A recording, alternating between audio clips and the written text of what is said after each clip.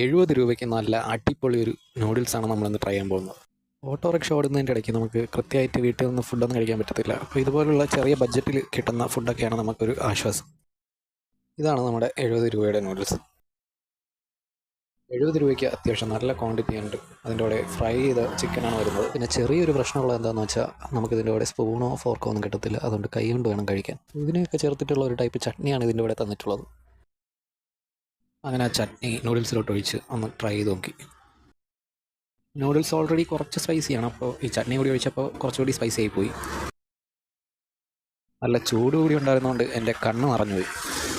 ഇതിൻ്റെ കൂടെ tomato ketchup കൂടി ഉണ്ടായിരുന്നെങ്കിൽ നല്ല ടേസ്റ്റായിരുന്നു.